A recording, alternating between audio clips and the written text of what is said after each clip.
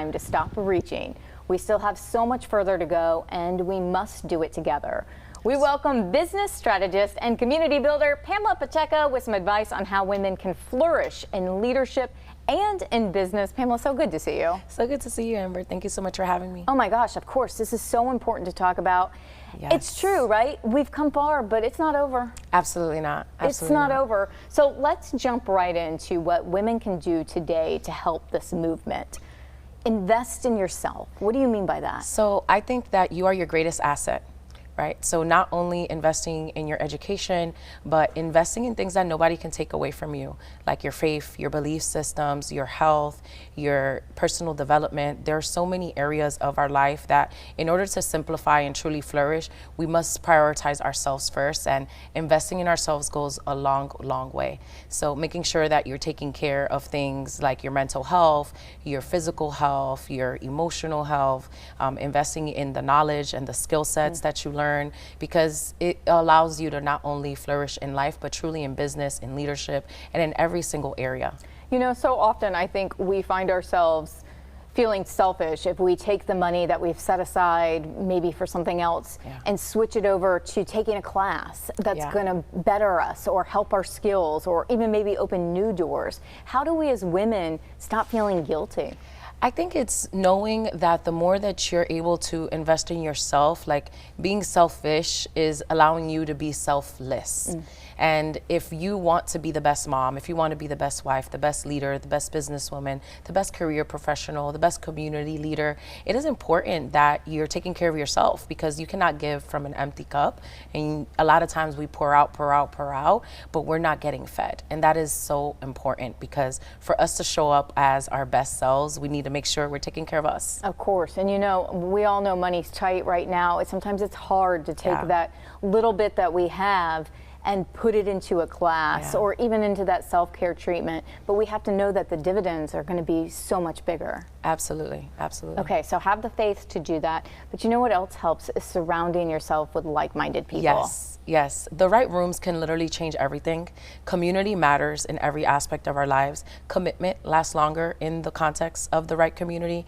Not only can you lean on this community for empowerment, but encouragement that we also need, so that you know that I'm not alone. You literally being in the right rooms can change the trajectory of your life, of your business, of your leadership. And iron truly does sharpen iron. And it's important to be around people that think bigger than you, or just even like-minded, so that you know you're not in this by yourself. Being in the right room, that is so key, because you know when things don't feel right. Absolutely. And it's like, stop pushing. It's not doing your mental health any good. Any good. And iron sharpens iron. Also love being around people that are smarter or have more experience, and just soaking all that in. Absolutely. I think that really matters, because a lot of times if you're not being stretched, then if you're the smartest person in the room, you have to get in another room. I always love being around people that I can learn from, especially women. We're so powerful, but even more powerful together. Yep, and we want to help each other. Absolutely. I feel like that is something as women, we really do, and help each other rise, which kind of gets to your next point, have a North Star. Yes. So I think one of the greatest ways for you to flourish in your life and in business, it's simplifying the small things. And one of those things is having a North Star, because that becomes the guiding principle. That you have to have a vision for your life, a vision for your family, a vision for your business, for your career, and just for yourself. So what does that big picture look like? And then when you have that big picture, that allows you to know, okay, well, what process am I taking to go about to achieve that picture, right? And what is the purpose in it all? Because when you're able to just have clarity on your purpose, clarity on the vision for your life, there's no room for confusion. And that allows you to set the boundaries that you need, be in the right rooms, make the right investments without any guilt. So it simplifies everything, having that big picture for your life. I love how you smile, because it is true. Once you have, it's like when you put your destination in a map. Exactly. You can have fun getting there if you have the time to do it, and you create and give yourself, you're in control of that. I've seen so many studies how purpose is the #1 thing people search for in their life. Absolutely. And so actually finding and identifying and taking the time, and it's not that it can't change along the way. Exactly. And I was just going to say that sometimes you have to give yourself permission to pivot.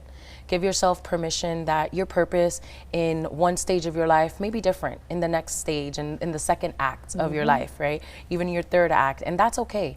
It's knowing that as long as you are joyful, or as long as you are happy doing what you're doing and becoming the best version of you, there's truly a means to an end, and there's no wrong way to go about that. It's so true. That purpose and happiness are so closely tied together. Absolutely. A lot of times, though, it can be really intimidating if we're not quite sure in ourselves to go to that networking event, go to that happy hour to meet all these people. Do you have any advice for when we're just kind of thinking, we should, but So I say bring a friend, right? Bring a friend, whether it's a neighbor, whether it's a girlfriend, whether it's a sibling, and you're like, just have an accountability buddy. That always helps. It's because you encourage each other, but sometimes you just have to show up for yourself. And I always say, be your authentic self. Authenticity wins in a world where, social media is social media, right? Now interest media, really. But when you truly show up as you will find your people. As the saying goes, your vibe truly does attract your tribe.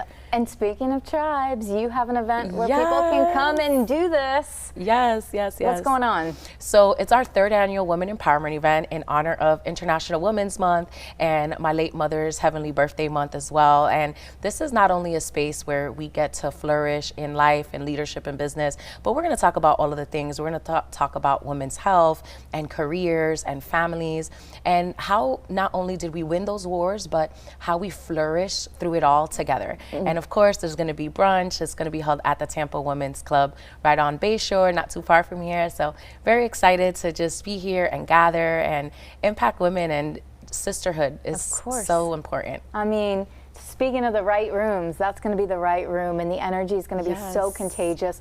Thank you for all that you do. Thank you. Definitely making a difference and helping so many women along the way. Of course, we'll share Pamela's advice and her event info on Bloom Tampa Bay. More Bloom after the break.